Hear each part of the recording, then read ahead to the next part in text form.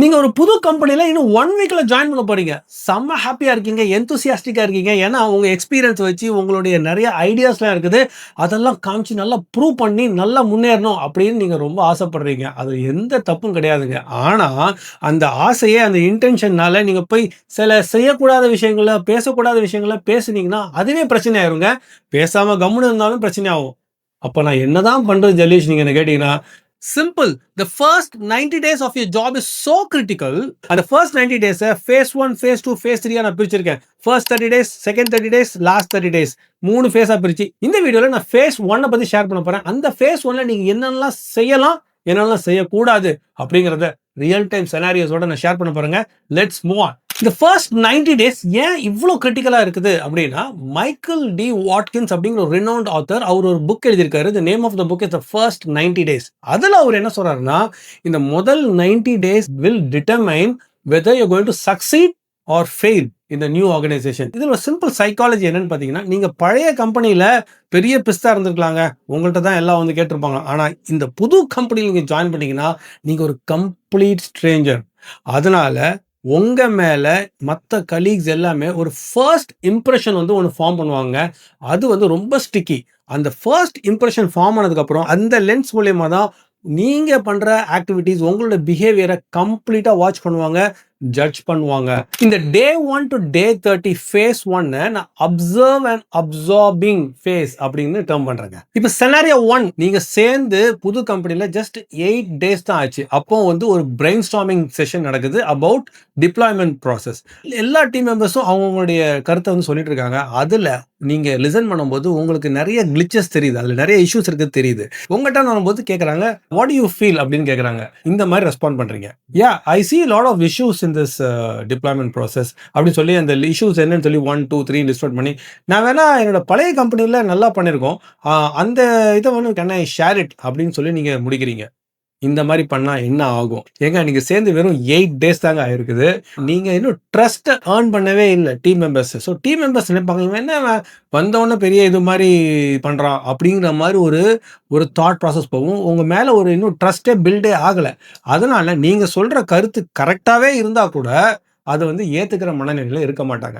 Instead இந்த டைம்ல நீங்க எப்படி ரெஸ்பாண்ட் பண்ணணுங்கிறத நான் இப்ப நான் சொல்றேன். நான் சேர்ந்து வந்து ஜஸ்ட் 8 டேஸ் தான் ஆகுது. I am trying to understand this process. This process seems to be quite interesting. எனக்கு ஒரே ஒரு ஹெல்ப் பண்ணுங்க.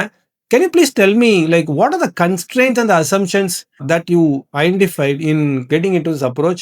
Maybe அது புரிஞ்சுச்சுன்னா I'll be able to give my thoughts in a better way அப்படின்னு சொல்லி நீங்க நிறுத்துறீங்க. இந்த இடத்துல என்ன பண்றீங்கன்னா, you are asking more questions to trying to understand stuffs. இப்படி நீங்க பண்ணும்போது என்ன ஆகும்னா, அவங்க நினைக்கிறாங்க, ஓ இவர் வந்து நல்லா இன்னும் லேர்ன் பண்ணிட்டு அதுக்கப்புறமா தான் சொல்ல நினைக்கிறாரு, எடுத்தவன் கவுத்தம் சொல்லி எதுவும் சொல்ல மாட்டேங்கிறாரு அப்படின்னு சொல்லி ஸ்லோவா அந்த ட்ரஸ்ட் ஃபேக்டர் பில்ட் ஆகுங்க. இப்போ scenario number 2, 2 colleagues Ramesh and Deepak இவங்க வந்து they are not getting along very well. இதை நீங்க 15th டேல சென்ஸ் பண்ணிட்டீங்க. ஏன்னா நீங்க ஜாயின் பண்ணி 15 டேஸ் ஆச்சு. ஆனா 2 பேருமே உங்ககிட்ட ரொம்ப ஃப்ரெண்ட்லியா தான் இருக்காங்க. இப்போ ஒரு காஃபி பிரேக்கப்பும் ரமேஷ்ங்கிற கூட நீங்க தனியா போறீங்க. அந்த டைம்ல ஒரு காஃபி டாக்ல ரமேஷ் சொல்றாரு, இன்னைக்கு நம்ம ஸ்டாண்டப் மீட்டிங்ல பாத்தீங்கன்னா அந்த தீபக் வந்து ரொம்ப பாசியா வந்து பேசினாரு. அவர் பேசுனது வந்து to you think it's right? எனக்கு சுத்தமா பிடிக்கவே இல்ல அப்படின்னு உங்ககிட்ட அந்த ஒரு ஒப்பீனியன் கேட்கிறாரு. அப்போ நீங்க இந்த மாதிரி ரெஸ்பாண்ட் பண்ணீங்கன்னா, ஏய் ஆமா I also felt the same thing. Yeah yeah I understand you is very பாசி அப்படின்னு நீங்க சொல்லிட்டீங்கன்னா, நீங்க ஆஃபீஸ் பாலிடிக்ஸ்ல நீங்க வந்து உள்ள சேர்ந்துட்டீங்கன்னு அர்த்தம். அந்த ஆஃபீஸ் பாலிடிக்ஸ்ல எப்படி சேர்ந்துருக்கீங்கன்னா, you already taken sides with Ramesh. இப்போ ரமேஷ் வந்து அட்வான்டேஜா எடுத்துக்கிட்டு நாளைக்கு வேற மாதிரி பாலிடிக்ஸ் கூட ட்ரை பண்ணலாம். இன்னும் உங்களுக்கு இன்னும் என்னன்னு தெரியாது. இன்ஸ்டெட் நீங்க இப்படி பதில் சொல்றீங்க, Ramesh I am still new to this organisation. நான் இன்னும் உங்களை எல்லாரையும் பத்தி நான் வந்து ஸ்டடி பண்ணிட்டு தான் இருக்கேன். I am trying to understand each one of you. So இப்போ வந்து தீபக் வந்துட்டு எப்படி இருக்காரு அப்படின்னு சொல்லி I don't want to pass any comments. I will have a better opinion about each one of you as time progresses அப்படின்னு சொல்லி அதை முடிக்கிறீங்க. இந்த இடத்துல ஒரு நியூட்ரல் பொசிஷனை எடுத்திருக்கீங்க.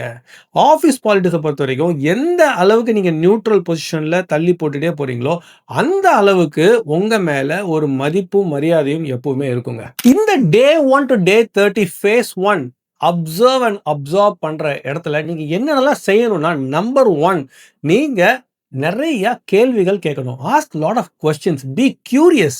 இப்படி இருக்கும்போது நீங்க ரொம்ப எந்தூசியாஸ்டிக்கா இருக்கீங்க. நிறைய லேர்ன் பண்றதுக்கு ரொம்ப துடிப்பா இருக்கீங்கன்னு சொல்லி எல்லார் மத்தியிலயும் ஒரு இமேஜ் ஃபார்ம் ஆகும். நெக்ஸ்ட் நீங்க பண்ண வேண்டியது என்னன்னா, நீங்க நிறைய நோட்ஸ் எடுக்கணுங்க. ஏன்னா புது கம்பெனில ஜாயின் பண்ணீங்கன்னா obviously there will be lot of KT sessions, knowledge transition sessions. அந்த கேடி செஷன் மோஸ்ட்லி உங்க டீம் மெம்பர்ஸ், உங்க பாஸ் யாராவது தான் கொடுப்பாங்க. அப்போ நீங்க நோட்ஸ் எடுக்கும்போது அந்த கேடி கொடுக்குறவங்களுக்கு வந்து ரொம்ப ஹாப்பியா ஃபீல் பண்ணுவாங்க. Because they feel that they are valued by you. அதனால உங்களுக்குள்ள ஒரு பரஸ்பரம் ஒரு ட்ரஸ்ட் பில்ட் ஆகும், ஒரு ரிலேஷன்ஷிப் பில்ட் ஆகும். நெக்ஸ்ட் நீங்க பண்ண வேண்டிய இம்பார்ட்டன்ட் விஷயம், ஐடென்டிஃபை த இன்ஃபார்மல் பவர். நீங்க எல்லா ஆர்கனைசேஷன்லுமே ஒரு ஆர்க் சார்ட் கொடுத்துப்பாங்க, உங்களுக்கும் காமிப்பாங்க. அதுல யார் கீழே யாரு ரிப்போர்ட் பண்றாங்கன்னு சொல்லியிருப்பாங்க. ஆனா நான் சொல்ற விஷயம் ஆர்க் சார்ட்ல இல்லாத விஷயம். ஒரு டீம்ல ஒரு மெம்பர் இருப்பாரு, அவங்க வந்து they would have earned lot of respect from the சக டீம் மெம்பர்ஸ் கிட்ட. In terms of knowledge, in terms of ஏதாவது சொல்யூஷன் கொடுக்கறதுனாலும் எல்லா டீம் மெம்பர்ஸுமே அவர் தான் அப்ரோச் பண்ணுவாங்க. You will have an informal power. அந்த நபர் யாருன்னு நீங்க ஐடென்டிஃபை பண்ணி ஒரு நல்ல ரேப்போ பில்ட் பண்ணி வைக்கிறது தான் முக்கியமான விஷயம். நெக்ஸ்ட் நீங்க பண்ண வேண்டிய இம்பார்ட்டன்ட் விஷயம், உங்க ஆஃபீஸுக்கு ஸ்லைட்லி கொஞ்சம் ஏர்லியர் வாங்க, ஸ்லைட்லி கொஞ்சம் லேட்டா போங்க. ஒரு 15 மினிட்ஸ் முன்னாடி, ஒரு 15 மினிட்ஸ் அப்புறமா. ஏன்னா நீங்க எந்த அளவுக்கு உங்க புது ஜாபுக்கு முக்கியத்துவம் கொடுக்குறீங்க, எந்த அளவுக்கு உங்க பிரசன்ஸ் இருக்குது அப்படிங்கிறதுக்கு இந்த step is a very important step. The last but not the least, team மெம்பர்ஸோட நேம்ஸையும் நல்லா தரவா மனப்பாடம் பண்ணி வைக்கிறது. ஏன்னா ஒரு டீம் மெம்பர்ஸ் கிட்ட நீங்க வந்து பேரை சொல்லி அவங்களை கூப்பிட்டு அவங்களுடைய ஹெல்ப்லாம் கேட்கும்போது they feel valued and they feel very happy about it. அவங்களும் உங்களை வந்து ஒரு இம்பார்ட்டன்ட் நபரா கருதி உங்ககிட்ட நிறைய இன்டராக்ஷன் பண்ணுவாங்க. This is a very important relationship building exercise. இந்த first 30 daysல நீங்க செய்யக்கூடாத விஷயங்கள் என்னன்னா, நம்பர் 1, இந்த சென்டென்ஸை தயவு செய்து யூஸ் பண்ணிடாதீங்க. நான் என் ப்ரீவியஸ் கம்பெனில இப்படி பண்ணேன், ப்ரீவியஸ் கம்பெனில அப்படி பண்ணேன். இந்த மாதிரி சென்டென்ஸை ஃபர்ஸ்ட் 30 டேஸ் ஆர் 60 டேஸ்க்கு நீங்க யூஸே பண்ணாதீங்க. அதை அவாய்ட் பண்ணிருங்க. அடுத்த விஷயம், எந்த டீம் கான்ஃபிளிக்ட்லயும் நீங்க இன்வால்வ் ஆயிராதீங்க. You don't take sides within the first 30 days or 60 days. ஏன்னா உங்களுக்கு இன்னும் யாரை பத்தி தெரியாது. நம்பர் 3, நீங்க பண்ணக்கூடாதது, தனியா லஞ்ச் போய் சாப்பிடாதீங்க. யார் கூடயாவது உங்க டீம் மெம்பர்ஸ் கூட போய் சேர்ந்து அதை வந்து ஒரு ரிலேஷன்ஷிப் பில்டிங் எக்ஸசைஸ்க்கு யூஸ் பண்ணுங்க. நம்பர் 4, நீங்க அந்த ஃபர்ஸ்ட் 30 டேஸ்ல தயவு செய்து லீவே எடுக்காதீங்க. வெரி எமர்ஜென்சி சிச்சுவேஷன் மட்டும்தான் லீவ் எடுக்கணும். இல்லாட்டி நீங்க பிளான் லீவ் எதுவுமே எடுக்காதீங்க. ஃபைனலி நீங்க ரொம்ப பிஸியா இருக்குன்னு சொல்லிட்டு அந்த 1-to-1 மீட்டிங்ஸ், அப்புறம் அந்த ஆன்போர்டிங் மீட்டிங்ஸ் நீங்க கண்டிப்பா நெக்லெக்ட் பண்ணிடக்கூடாது, அட்டென்ட் பண்ணாம விட்டுறக்கூடாது. ரொம்ப இம்பார்ட்டன்ட்ங்க. ரிலேஷன்ஷிப் பில்டிங் எக்ஸசைஸ்க்கு இது ரொம்ப முக்கியம். இதெல்லாம் தான் நீங்க இந்த ஃபர்ஸ்ட் 30 டேஸ்ல செய்யக்கூடாத விஷயங்கள். டியர் ஃப்ரெண்ட்ஸ், இந்த வீடியோல ஃபேஸ் 1, அதாவது டே 1 to டே 30ல உங்க புது ஜாப்ல என்ன செய்யலாம், என்ன செய்யக்கூடாது அப்படிங்கிற விஷயத்த நான் ஷேர் பண்ணேன். இதே மாதிரி அடுத்த வீடியோல ஃபேஸ் 2, அதாவது டே 31ல இருந்து டே 60 வரைக்கும் நீங்க என்னெல்லாம் எக்ஸாக்டா செய்யணும் அப்படிங்கிற விஷயத்த நான் ஷேர் பண்ண போறேன். இந்த வீடியோ உங்க கலீகுக்கோ உங்க தெரிஞ்சவங்களுக்கோ யூஸ்ஃபுல்லா இருக்கும்னு நினைச்சீங்கன்னா ஷேர் பண்ணுங்க. இந்த வீடியோ பிடிச்சிருந்துச்சுன்னா லைக் பண்ணுங்க, கமெண்ட் பண்ணுங்க, சப்ஸ்கிரைப் பண்ணுங்க. This is Jalish Rahman signing off. Until I see you in my next video, God bless you all.